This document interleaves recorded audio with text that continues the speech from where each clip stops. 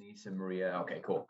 All right. So thank you everybody for coming. So just do some quick intros. I usually start off the class with just a reminder of who we are, where we are, and then a little bit of market update, and we'll jump right into today's topic, which is really kind of just getting a better understanding of what is a pre-qualification, what is a pre-approval, kind of just getting into detail about there's many different, whatever the word might be, definitions of that and kind of where we stand on that. And I think you'll kind of walk away with a better idea of what's out there, as well as some ways to kind of strengthen your offer in today's market. So just to jump on, myself, Sean Hadley, Cross Country Mortgage. I've been with Cross Country since 2016. We've been in the Colorado, I've been kind of the featured loan officer here in the Pepper Pike office since 2005. We have Don Jarecki, who kind of camps out in the Rocky River office, and Chris Bullock. Don's been in the business like since, they were giving mortgages to cavemen. Chris, newest one to the team, he's up here on the third floor of the Pepper Pike office with me as well. And for those of you who haven't been to the office, the air conditioning is working. We're going full blast today. It's probably about 58 degrees in here. So one of my got a jacket on. Yes, I just had to put, I was trying not to, but I just threw it on. I wore a polo today like a bozo. But so just to throw out there, we've, each loan officer across country has their own webpage. So there's my face, as if you don't see it on Zoom already. There's Don, and then Chris, for some reason, I can't. There we go, right there. There we go. So just know that feel free to always, jump onto our web pages. A lot of good information on here. There's not like daily rates or anything, but all of our contact information. There's some great calculators in here. If you go to mortgage calculators, monthly payments, how much can I afford? I mean, you don't want to be entirely rely on this, but there really are some good tools. They enhance this web page every couple of months. And then I'm this apply now button. It's, kind of shocking to me how many people will go right to this apply now button before even talking to me over the phone.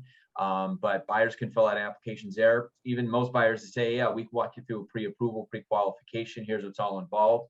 I could begin by taking information over the phone, or you can go right to my webpage. And I'd say 80% of the time they go on the webpage. They can upload documents there. It's secure. It's actually pretty efficient, fantastic. So this system, with there being so much less face-to-face interaction, applications, documents, disclosures, pay stubs, bank statements, they all go back and forth through this portal, kind of like your DocuSign.loop system. So just know that that's out there. For the market, I always jump on this web page first. Mortgage News Daily, there's ads and such on here, but this is more kind of directed. The audience is for is generally loan officers and those in the lending world. But just this first page you land on for interest rates, it's a good way just to kind of get the temperature of the market. So taking a close look at this, can everyone see my screen okay? Okay. So this just tells you, this is just a survey, a national survey of lenders across the nation. I don't remember how many, 2,000 lenders, kind of just to kind of gauge what the current interest rate is. So this is a 30-year fix. Today, the average interest rate nationwide is 3.13%. This yellow bar means the lowest it's been average over the last 12 months and the highest. So we're kind of right in the middle of the low and high water mark. But it's funny, rates drop like 1 fraction of 1/10 of a percent, and it's on every headline. Rates start to trickle up, and you don't hear much about it because that doesn't grab a whole lot of attention, doesn't make the phone ring.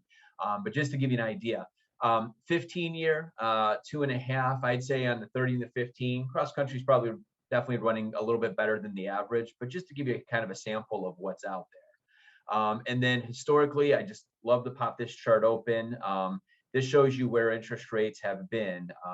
In this sample, it's going back to 2017. I mean, yeah, we're up a little bit from our low points over the last 18 months, but you look historically speaking, I mean, we're another planet. So anyway, we're in a very good spot in terms of interest rates, historically speaking, but looking over the last 30 days, 60 days, we definitely have ticked up a little bit and expect that to come. Tomorrow, the job report comes out every first Friday. That's not the first of the month. You get job numbers, and that is a huge, huge, what word would be kind of buzzword. That's a big announcement that kind of comes out that can have an impact, not just on interest rates, but Wall Street's as a whole. So just know that that's some of what's going on. But anybody have any questions? No? All right. See some faces. All right, cool. Obviously, Chris, Don, just jump in here anytime. I'm kind of just gonna be on a roll here, and I definitely would encourage audience participation. So, all right. So what we're talking about today, we've talked about in new agent training and mortgage madness, some of the other classes in the past. What I want to get into is, what exactly is a pre-qualification? What is a pre-approval? What is our definition? And I always joke, Nancy Emmerman, everybody in the office seems to know her. She's been around forever. You walk in, you call her right now and say, what's the difference between a pre-qualification and a pre-approval? She may stammer a little bit. She'll probably get it right, but she may hang up the phone and call me just to confirm to make sure she has it right. So pre-qualification, pre-approval should mean the same thing, regardless of what lender or what region you go in, but it varies a little bit. So my explanation, keeping it short on a pre-qualification, pre-qualification is what I think, if I'm talking to a buyer, what I think we're able to do based on what you're telling me, Mr. or Mrs. Buyer. There's very little documentation or no documentation done with a pre-qualification. So as I have my little bullet points here, it's preliminary, it's verbal, it can be done online, but it's usually just a phone conversation.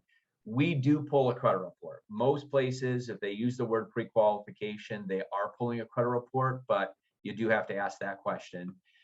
There's no fee, there's no commitment. And as I said, what I think you can do based on what you're telling me. So how a pre-qualification might work. Let's say somebody called me at 2 o'clock this afternoon and said, hey, you know what, Elliot referred me over to you. I'm thinking about buying a home. Not really sure where to start. And I'll typically say pre-qualification step one, over the phone or online. We're just going to get some basic information. We're filling in an application, name, address, social, pull the credit report. So we see the credit history, you see the debts. Where have you been living the past 2 years? Are you renting? Where you've been working for the past 2 years?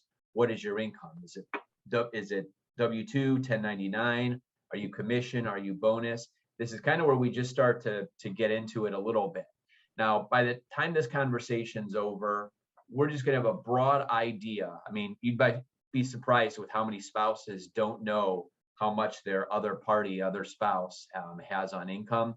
And it could be way off, whether it's high or low. But with the pre-qualification, we're just trying to get an idea more or less of, okay, can you buy or can't you? And to get a little bit of a sample of potentially what they're qualified for. So, I'm running through a scenario here. Let me jump back up to it.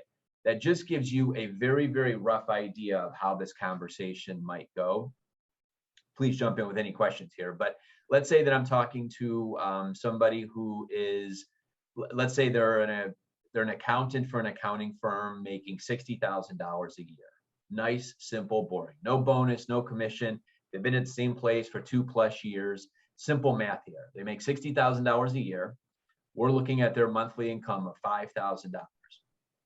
So most, and this is by no means a set number, but 45% debt ratio. That's a pretty traditional debt ratio that most can be pre-approved at. Okay, I'm on a Zoom. Can I? Oh, you can't get on the Zoom? Okay. Give me 1 second here. Can you shoot me an email real quick? And I'll reply back. Sorry. Live audience here. So we have $5,000 a month income. And let's say we're at that 45 debt to income ratio. This is more or less what's happening on our side of the screen. We have the $5,000 times 45%, $2,250 might be what we say, yep, that's what your maximum debt can be. So let's say this accountant drives a car with a $450 car payment, has student loans of $300 a month and $250 in credit card payments. Now, staying on this credit card real quick, we don't look at balance. Well, we look at balance, but as far as your month to month and your debt ratio, we're looking at the minimum payment. So somebody might have $10,000 in credit card debt, but if the payment's $200 or $250 or $500, that minimum payment is what we're counting. So if we do this little calculation, say, okay, well, this person, this 12, oh, my math is off here. I already noticed. Well, let me fix something here real quick. Oh, no, I'm good. I'm good. All right, so 2,250, we subtract out the car, the student loan, the credit card. This buyer has $1,250 left. So what a loan officer says is, okay, this person's pre-qualification is for a $1,250 payment. Hey, Sean. So, yep. Sean, real quick, just you get that acronym there, PITI. Yep. It's not that we're pitying the customer, but PITI stands for principal, interest, taxes, and insurances. So just everybody know that. That one does get, and then sometimes you see PITIA, and I don't even remember what A stands for, maybe association fees. So yeah, here's a quick little snippet of that. Sorry. Principal, interest, taxes, insurance, and there's two types of insurance. PMI, if they're putting less than 20% down or have an FHA loan, and homeowners insurance. Now, what's not on here? Association fees, things like that. So I'll come back and throw some other variables in there. But so here's, let's say Don, Chris, or I kind of walk through this little equation for a buyer. It might be a little trial and error here in the beginning to find out, say, okay, they qualify for a mortgage of up to $1,250. We're going to ask some questions. Are you looking at a single family home, a condo? What cities are you looking at? Are you looking in Willoughby? Are you looking in Burton, Ohio? Are you looking in Shaker Heights? Because that's going to fall into some of the factors we have here. So here, I just put together kind of a rough ballpark, scenario. Let's say that we have a buyer buying a $200,000 house, and they've got $10,000 to put down. That's nice. That's 5%, and have a $190,000 loan at 3% interest. That gives principal and interest. This is an exact, I'm rounding numbers, of $800 a month, taxes of $300 a month, PMI, or excuse me, homeowners insurance is $75 a month, and then PMI of $50 a month. So we're looking at a total payment in this example of $1,225. So what I might tell to this buyer is, based on what you're telling me, that is all this information over here, I think that you may qualify for a $200,000 home, assuming you have 5% to put down. We're looking at about a 30% interest, 3% interest rate on a 30-year loan, and taxes below $3,600. So this is very, very informal. And like I said, just dipping our toe in the water. Now, questions that we ask at this point: are you looking at condo? Yes, actually I am. Okay, well, you might have a condo fee of $200 a month. Well, if you've got a condo fee of $200 a month, that means this has to drop to $1,025. Now their qualifying range is going to be lower. Let's say they're looking in a community that has higher taxes. You know what? I'm looking in, some of the east side suburbs where the taxes might be $5,000 a year instead of $300. That's an extra $115 a month or whatever it is. So does everybody see where I'm talking about with the variables there? Okay, so that's why, this is a perfect time to stop and say, you're calling a national lender. You're talking to Chris, myself, Don. We know the markets that we're going to, likely be talking to. Somebody says, I'm looking in, Aurora, Streetsboro. We know the taxes for there are going to be lower than, say, Cleveland Heights, University Heights. So we're not going to pre-approve somebody based on a lower tax rate than they're truly shopping. Sorry, I keep looking for my email to come across here for Victoria. But so those are the big variables. I mean, it happens at least once or twice a month where somebody says, hey, Sean, can you help me out here? I got somebody who is pre-approved for a $150,000 house. They're buying a house for $140,000, but all of a sudden they don't qualify. And why is that? Because taxes weren't factored in properly, or they were lowballed, or they didn't figure about the HOA fee, or some oddball scenario. I should say not oddball, but something that's very common to us, but unique to somebody outside the area. So that's a big part of what goes into this. But Don or Chris, anything you guys have to chime in here? Yeah, so the question might be, okay, Sean, they still want that property. What can we do to get them into that price point? Well, we're going to look at their funds. We may go from 5 down to 3 down if they're a first-time home buyer. Use that other 2% to maybe eliminate that PMI totally, or pay off or pay down some installment debt to get these numbers over here, to get that PI, to get that that the income ratio lower. So that's where you've heard us say in the meetings on Tuesdays, we kind of analyze the situation and look to use the borrower's funds in the best way possible to get them into the house that they want and create the most cash flow for them each month. So it's not getting creative. It's just realistically looking at how to use their funds the best way possible to qualify. Here's a perfect example, right, where Don was going here. So let's say this car payment is $6,000, or excuse me, sorry, let's say the balance on this car is $6,000. We with a conventional loan, we don't have to count this car payment if it's going to be paid off within 10 months. So 10 months times $450 a month, that's $4,500. If this car payment, car balance goes under 4,500, we don't have to count this as a debt. So let's play through that. Don says, you know what? You've got $10,000 to work with for a down payment. Let's take $1,500 of that, prepay that on your car loan. So you now owe $4,500 on your car. We as a lender now do not have to count this as a debt, and we just boost their qualification to $1,700 a month. What would that do over here? So yes, they've got a little less to work down, but we may be able to do a 3% or 3.5% down loan. So we might be okay there. But now this buyer can go up an extra $475 in their monthly payment. That may or may not be what the buyer needs or necessarily wants, but it gives us that flexibility. A $1,700 payment would probably bump this price up to about $250,000 to $270,000. You'd be surprised with, kind of playing financial planner, things that we could do to kind of help, whether it's boost qualifications or frankly, just get the buyer to a better financial situation. Don is like the king of this. You talk to somebody who says, hey, I want to put 20% down on a house. Perfect. Great. No arguments. We could do that loan and just run with it. At the same time, if you stop and say, you'd be surprised how many buyers have 20% down, but they've also got $20,000 in credit card debt, or $10,000 in credit card debt. It's sort of like, what if you put a little bit less down? And yes, you might have to pay PMI, which isn't always the worst thing in the world. But to be debt free aside from the mortgage. So those are some of the big things that we're able to do.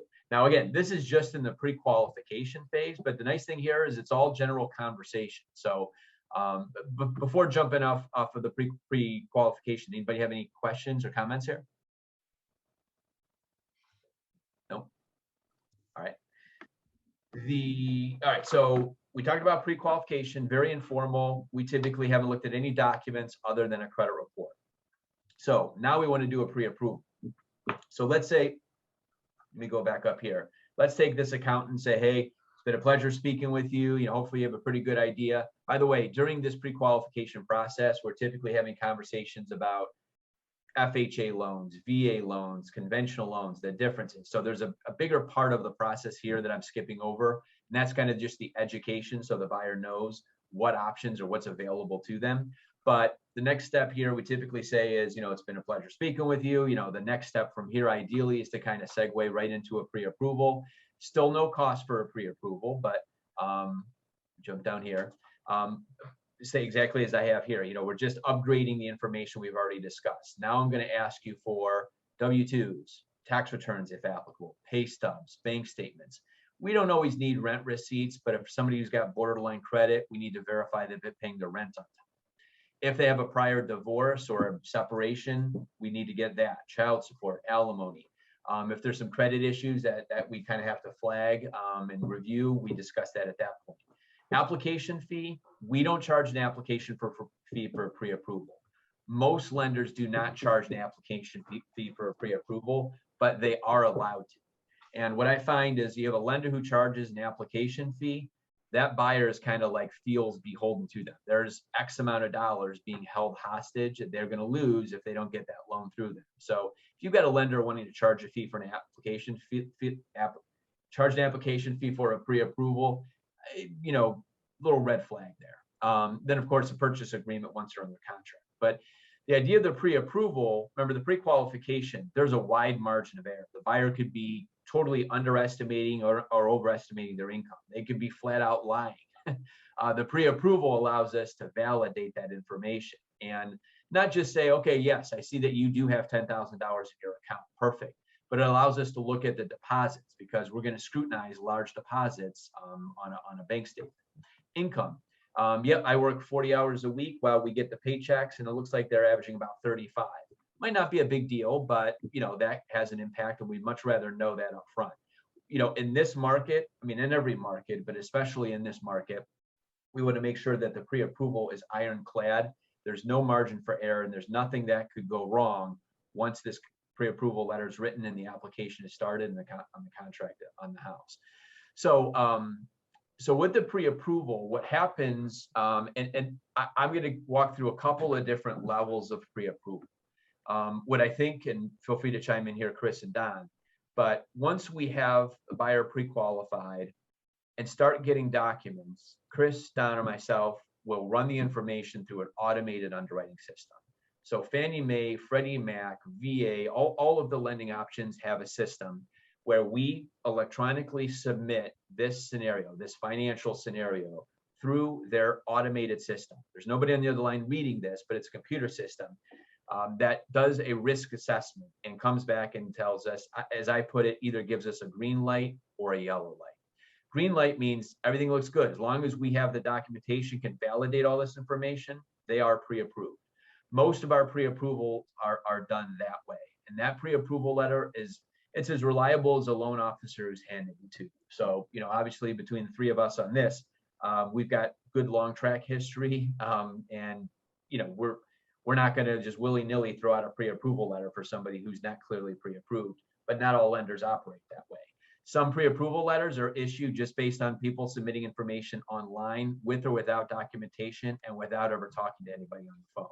So each lender kind of has a different sort of standard. Ours, we raise the bar a little bit, probably compared to most out there, just to make sure that we're providing the highest quality pre-approval letter and lead. Any questions on that so far? Okay, so how fast can a pre-qualification be done? Typically a conversation over the phone and pretty much on the spot. A pre-approval, normally we say same day, 24 hours. Sometimes there's some back and forth or some more follow-up questions or follow-up documentation that's needed. We can run through some examples of that. But a pre-approval, same day, 24 hours is pretty standard. And again, with the option of it possibly taking longer than that. So that is our definition of a pre-qualification or pre-approval, but I'm going to take it one step further with our fast track program. About 1 second.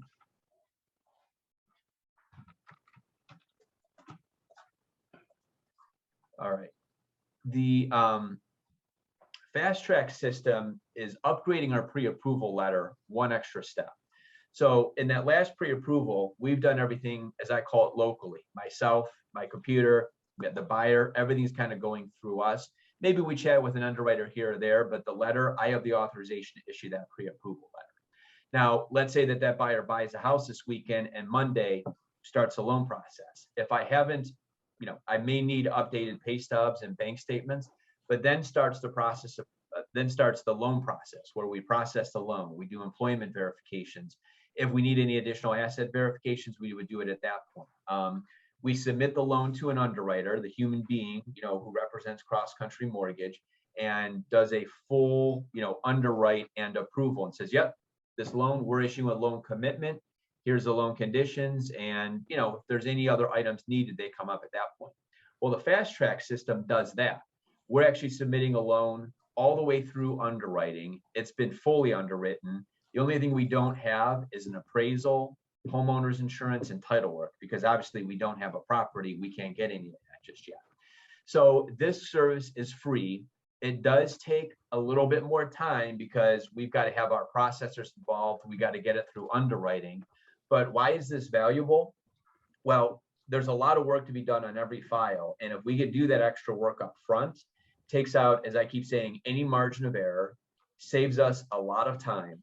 We've closed loans in less than 2 weeks because they've been put through this process. When all we need is title work, homeowners insurance, and an appraisal. Granted, those things do take some time. You're saving a whole lot of headache. It's a much more seamless process for the buyer.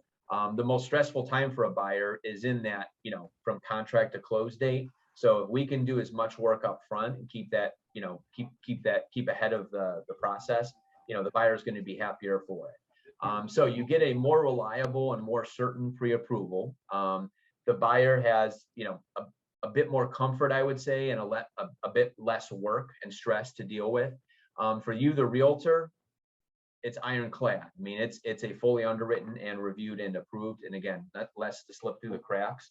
But from a timing standpoint, in this market, obviously we know the market maybe is come back a little bit as far as putting in an offer and having 20 competing offers. But having this has made the difference. Having this fast track type of approval has won loans and one buyer bids because of it, even if it wasn't the highest and best offer. So has anybody on here, had worked with our fast track program? I'm just scaling through who's on the call here to see. But it's, like I said, what other options, other reasons we might go through here is you have somebody who maybe has questionable credit, or I have somebody who has switched jobs 3 times in the past 12 months. They have a base income, but then they also have kind of a bonus and commission. And there's a lot of question whether or not I'll be able to use the bonus and commission, just because it's fluctuated and because they've had so many different,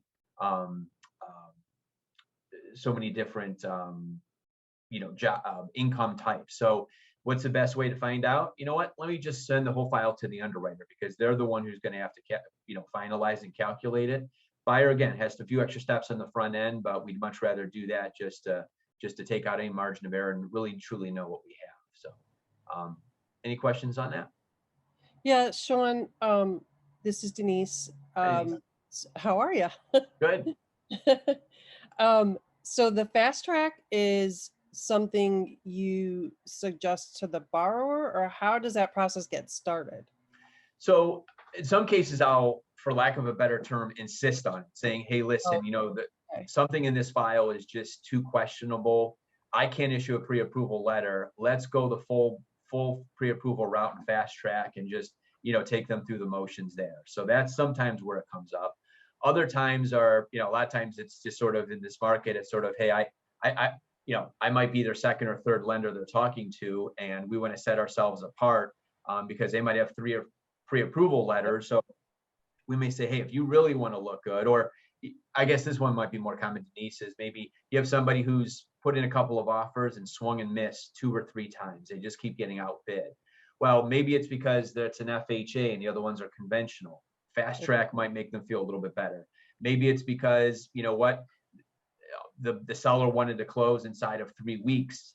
Well, this fast track will allow them to do things like that. So that's usually where it comes up. I don't know that everybody needs a fast track, but there's no harm in it. For some, it might be necessary, but it's just kind of an added feature that exists.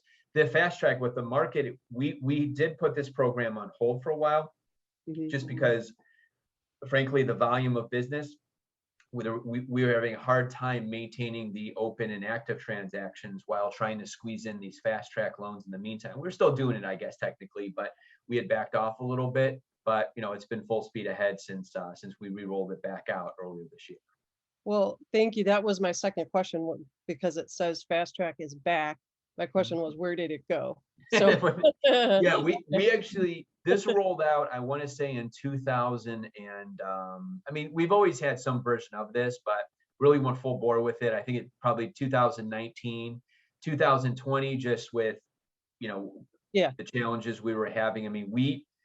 We maintained 23-day average closings all the way through last year, when the national average for closings was anywhere from 52 to 56 days. Not for cross country, but across the country with all lenders.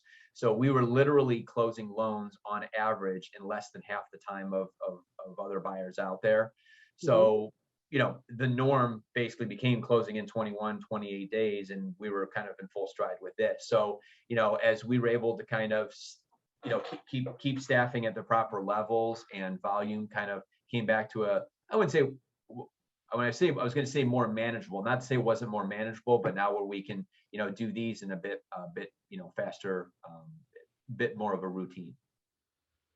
Okay, thank you. Yeah. Any other questions? No.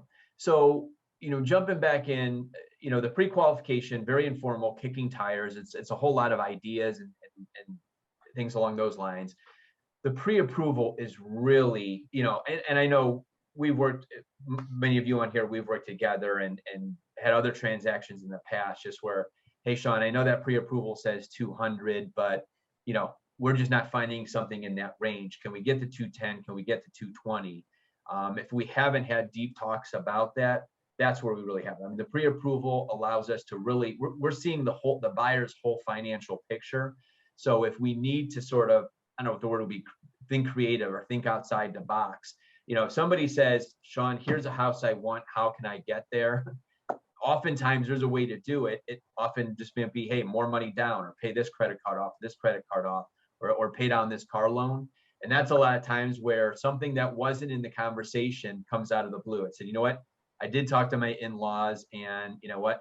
Instead of money for the wedding or for the, whatever, they're going to give us cash for this. Great, as a solution there. So, the pre-approval letter, going back to this equation here too, remember, when we issue the pre-approval letter, let's say for this one, we had the pre-approval letter for 200, and Elliot calls and says, hey, Sean, this buyer's got a house for 210. Anything more we can get to get another $10,000? Well, let's go revisit the taxes. Are the taxes lower? Oh yeah, they're only $3,000 a year.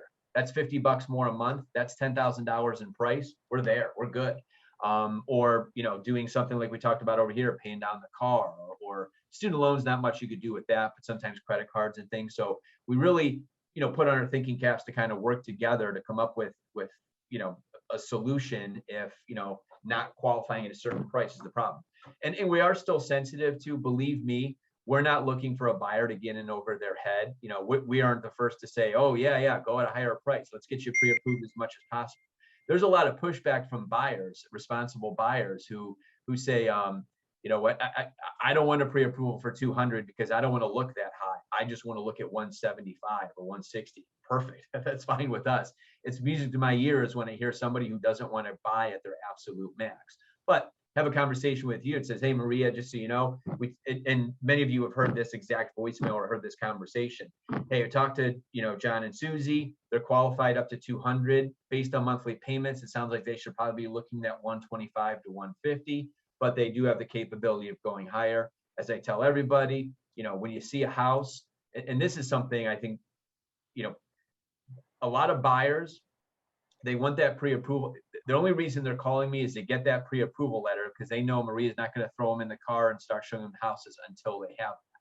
So they sometimes just want to do the bare minimum to get that letter. I try and spin it as, hey, this is your chance to really find out, not just what you're capable of and get that letter, but to find out, if there's anything else you should be considering or other strategies you should be looking at to strengthen your offer or qualify for more or this or that.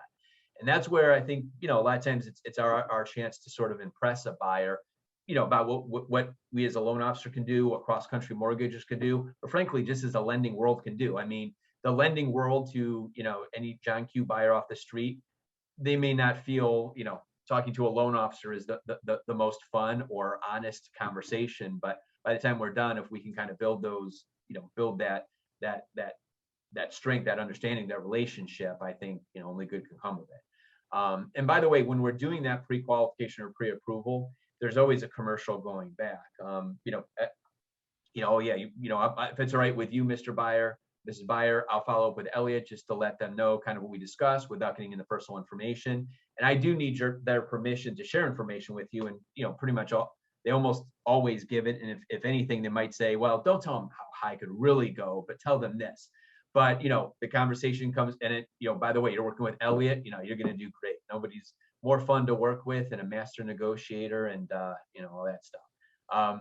So there's a little commercial going both ways. And then, I'm more than happy to tell Elliot, hey, Elliot, just so you know, they said they were going to be looking at open houses this weekend. I mentioned to make sure they have your business card with them, but, might want to double down and make sure that they remember that as well. So, the value of a pre-approval, I'm preaching to the choir here, but when a buyer calls and said they want to get pre-approved, like I said, sometimes it's it's because they want to. Oftentimes it's because they have to.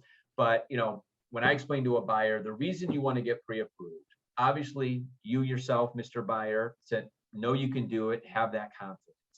The second one, of course, is to tell your realtor, okay, I'm good to go. You can start showing me homes.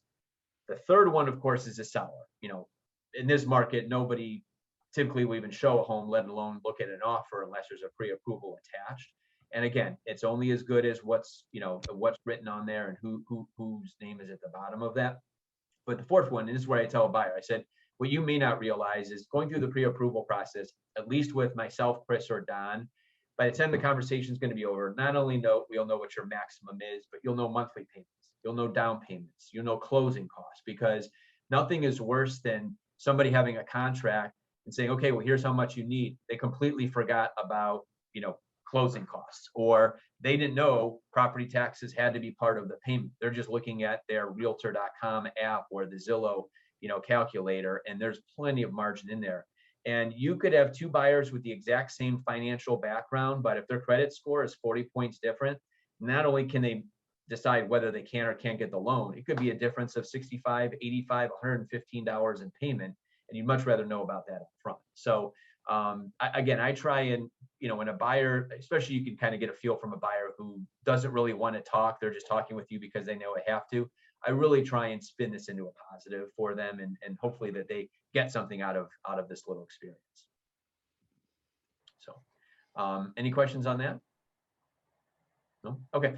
The fast track process, I typically tell, once we have everything, we might get a response in and out through underwriting in about 48 hours. But this one, I do typically tell people, figure about a week to 7 to 10 days, just because we have to do a bit more due diligence. And a lot of times, the buyer may say, we may do a pre-approval or quick pre-approval just based on the bank statement. But if we're missing page 6, no big deal on the front end pre-approval, but on the fast track, that's a showstopper. We're not going to move the loan forward without that missing page, even if it's a blank page. So that's the other part of that.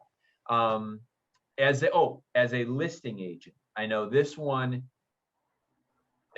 seems obvious, but if I'm a listing agent or even a buyer's agent, regardless, if I get a pre-approval letter and whether you know that loan officer or not, it's a great time to pick up the phone and say, hey, this is Maria. I got a pre-approval letter for John Buyer and Susie Home Buyer.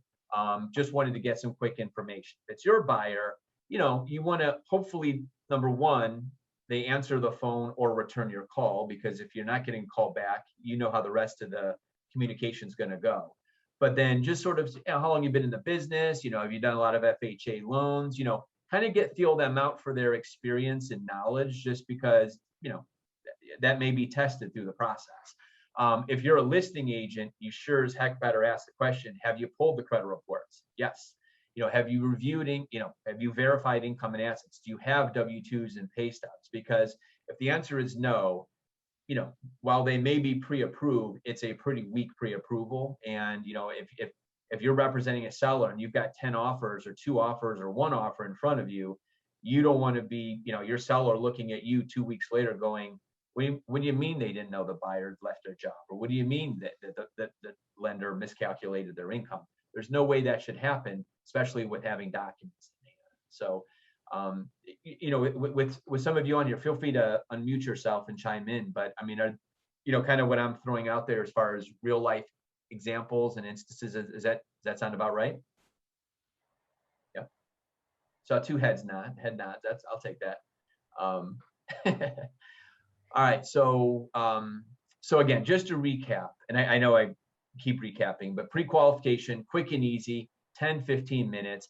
And even I would almost call it a pre-qualification if we didn't pull a credit report. But, I have a lot of conversations with people who are just, whether you want to call it shy, timid, non-committal, or maybe they're just saying, you know what, I'm not looking to do anything for 6 months. I just want to get some quick information. Mm-hmm. It won't be real reliable data that we're giving back, but we're more than happy to do that. Believe me, a customer that we're talking to today, we fully realize might not be buying a house this weekend. But pre-qualification, quick, easy, very informal, non-threatening. The pre-approval, still non-threatening, still non-committal, but does require a bit more effort. But there's no downside to it. And then the fast track, that's the all in, you rock solid, you know what you're getting both, when all is said and done, and it's going to just strengthen the offer across the board. Not all lenders offer that. And like I said, going back to the whole reason we have this class, some people think this is a pre-qualification, and some people think a pre-qualification is really a pre-approval. So that's, more or less why we want to have the talk here today. But any questions or anything? No? Hey, Sean, can I just throw in something like a for instance? Yes. So if you have your buyer client and, they're seeking a loan, is there like anything that would help to get them into a stronger position? So if they're in an FHA loan, that maybe help them to qualify to a conventional loan, for example. Like things we could do? Yeah. Yeah. So a lot of times, I'll give you a great example of someone I spoke with. Realtor's not on this call, but this is two buyers. They're first-time home buyers, but they've traveled the world and work in great income. They have a ton of credit card debt. And here's the conversation in a very short summary. I said, and they're looking around 350. I said, you guys are a slam dunk, absolutely approved for an FHA loan up to 350,000. Perfect. Great. Got that in your back pocket. Conventional financing, you'd have to come up with 5% down. You're going to pay a little bit higher interest rate, and you're going to pay a little bit higher PMI. But I can get you pre-approved for that. So now you've got a conventional and an FHA approval. As it stands right now, dollars and cents, they would save about 0.5% on interest rate going FHA. They would probably save about $125 a month going FHA on PMI. And they would only have to come up with 3.5% versus 5% down. So of course they're thinking, yeah, why wouldn't I just go FHA at all? Well, there's other things like PMI being long-term, but forgetting about that for a second, I said, well, when it comes time to make an offer, if you're looking at a house that's been on the market for 60 days or a month and there's no other offers and the house is in pretty good shape, you're probably good. But if this house has been on the market for 2 days and there's 4 other offers, that seller, unfortunately, because FHA has a stigma, and our last FHA class, we went into heavy detail about that because, I'll spend a second on that before we're done. But I kind of said, they may need you or want you to go conventional, which is a shame because Mr. and Mrs. Buyer, it might cost you an extra $300 or $250 a month. But if that's what it takes to get in the house, we've got that pre-approval as well. Now, the nice thing here is they're on a month-to-month lease. The third part of this, part 3 of this conversation was, in the meantime, what you can do to try and improve your situation conventional is, try and chop away at some of these credit cards. These credit cards are somewhat new debt. They're traveling all over the world. They just moved here, racked up some credit card debt, rebuilding some savings. And I said, you know what, you could chop away. Let's say it takes you 60 days to find a house, which is perfectly conceivable in this market. And they're not totally, freaking out like they have to be into something. We pay those credit cards down and that credit score goes up 40 points or 60 points, which is possible. Now that PMI, that difference between conventional and FHA might only be 40 or 50 bucks a month. So that's their exact plan, is they're pre-approved. They can go conventional, they can go FHA, but they're going to still work towards a better situation on their credit so that we can come back to that. So yes, 100%, I have buyers who didn't think they were going to buy for a year and they're buying, they'll call me on Monday, and then the other way around. I have buyers who think they're buying a house this weekend and 6 months later they're finally finding one. So yeah, we're big into trying to strategizing. Here's where we are today and here's where you could be.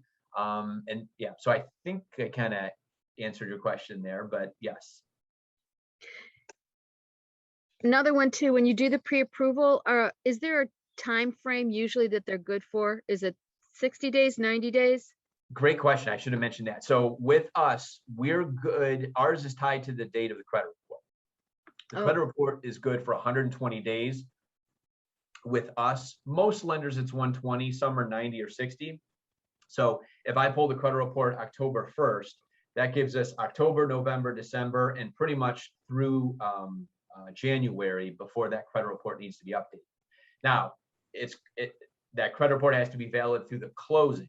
So if we pulled one October 1st and that's good through January 30th, but you find a house January 30th to close February 20th, now we'll have to pull a credit report. So that's why you see a lot of times our letters say 90 days. Really, it's 120, and Okay. sometimes we'll flip flop those dates to modify it. Okay. So great question. Now, documents, pay stubs, those have to be updated for every 30 days. W-2s obviously yearly, bank statements 30 days. So naturally going through the loan process, things will be updated along the way. But that's why I'm big into communication. My message isn't, okay, hey buyer, here's your pre-approval letter. Call me when you're under contract. It's hey buyer, here's your letter.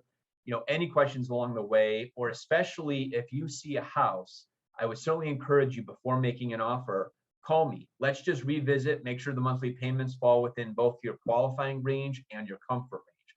Let's make sure that you've got the down payment squared away, and let's remind you about the closing costs. That way, if you need some help with that. So yeah, I'm a big proponent of I like staying in touch with people, and keeps me in the loop as people are moving forward. But believe me, a 5-minute conversation on a Sunday afternoon at 2 o'clock before an offer is going in, that's going to answer the 3 big questions, monthly payment, closing costs, down payment. I'd much rather spend that time and answer that question than the Tuesday afterwards, after they're under contract and they completely forgot, oh my God, I was supposed to ask the seller for closing costs or something like that. So, and I know this Zoom, there isn't a whole lot of participation, but if we were in the meeting, I would have somebody stand up and tell them, have a horror story about a pre-approval letter or something that went south, because everybody's got a scenario story where it happened. And sometimes it's truly innocent. Somebody, I had a transaction where the guy quit his job 2 weeks before closing, but the loan was approved. He thought, oh, okay, we're fine. But no, bad news. You still need to have a job even through the closing date, things like that. So things do happen, and things do come out of left field, and that's what makes our job so interesting. It's sort of like cash buyers. How boring would that be, just having cash buyers all the time? So need a little excitement. But any other questions or comments? You know me, love to ask questions. So in this climate that we have lately, some situations that arise are involving appraisals, like purchase price not meeting appraised price, and flexibility there, what to happen, so to make sure that the deals don't fall through. So, well, and one thing too, we can call listing agents. So as you're making an offer, if you want to strengthen an offer, or you're having conversations already about what if a short appraisal, feel free to bring your loan officer into the loop. Might impress the listing agent, especially if there's multiple offers. With regards to appraisals, I think, are you asking kind of just some tips here in the meantime with houses short appraising and such? Yeah. So if they, I have a situation right now where the buyer went over asking, and then the appraisal came back $2,000 less. And so, then you have to have this conversation with the seller to accept the $2,000 less. They don't want to do that, and but there's really not much that can be done. The lender gets the appraisal, and there's not any negotiating after that, right? From the lender side. Yeah, so I'll walk you through our process. So let's say somebody has a house listed for 200 and it goes for 210, and the appraisal comes back at 205. So when that happens, I'll say our process cross country, and frankly, me as a loan officer for the past 20 years, buyer gets a copy of that, nobody else. The buyer can share it with their realtor and share it with the seller, but we can put in a rebuttal and say, Mr. or Mrs. Appraiser, we respectfully disagree. Please consider this, and we can list out some comps and that weren't used, or consider some details that information that maybe the appraiser wasn't privy to. I will tell you 9 times out of 10, no change comes of that, but there is a chance of that. And sometimes going through that process is just more or less due diligence, so everybody knows, yep, we gave it every effort we could. So let's go that 210 scenario and it comes in at 205. If it's a conventional loan, if the contract doesn't explicitly state, price to be reduced to sale price, it's sort of open for negotiation. I mean, if the buyer was putting 20% down, well, what, the loan could still move forward at the same interest rate, at the same loan. There might be PMI brought in, but things get, I've had we've solved a lot of problems over the past year and 18 months for short appraisals on houses we weren't even doing the loans for. So, when you're in the thick of it with us, we're going to let you know every detail and say, hey, the house short appraised. In that same conversation, we're going to provide solutions. Seller can come down in price, or the buyer can pay full price, or they can pay in the middle. If the buyer pays full price, here's what can happen. They could bring extra money to close, or they could keep the loan the same but pay PMI, or we can do single payment PMI. That can be split between the buyer or the seller. The realtor can chip in. I mean, I'll give you a quick example of something we had. These numbers aren't exactly accurate, but just to keep it simple. Had somebody buying a house for $200,000, putting $40,000 down, and they wrote on the contract, house must appraise for sale price. Didn't mean that if it came in short, the seller was already going to drop, but it basically just said, hey, if the house doesn't appraise, buyer's not just automatically assuming it. So the house came in, let's use a round number here just for simplicity, at 195. Buyer didn't automatically agree to come down, or excuse me, seller didn't agree to come down. Buyer didn't agree to automatically pay the difference. So here's what the solution was. Buyer still got a $160,000 loan at the same interest rate, and they still put $40,000 down. In our mind, the loan to value went from 80% to about 82% or whatever the math is. Now the loan needed PMI. Buyer had great credit. So what do we throw out there? Hey, you know what we can do? Single payment PMI. It's going to cost about $800 to fix this problem. If somebody can pay $800 to pay the one-time single PMI, everything is exactly the same. Okay, who's going to pay the $800? Everyone blew up over that. Guess what? 200 from the seller, 200 from the buyer, 200 from each realtor. We, the lender, might even kicked in. I don't remember the exact amount. I'm using very, very rough numbers. So that's a solution that exists. You'd be surprised how many times I came up with that solution on a transaction I had nothing to do with. So as I often tell on these calls, probably a third or a quarter of all the phone calls I get from Keller Williams agents in this office have nothing to do with a loan that I'm working on. Hey, Sean, I got a problem. Any suggestions here? And I can't fix every one, but sometimes it's just sort of general conversation. Hey, have you thought about this? That little scenario there of the one-time PMI has been a go-to. For myself, for Chris, it's Don, it's like common sense. But for the loan officer who maybe doesn't work with PMI a whole lot or doesn't even know what their own lender offers, sometimes they could be led in the right direction. I've talked to loan officers at other places as well. Not my favorite thing to do, but nonetheless, unless I'm recruiting, but nonetheless, it is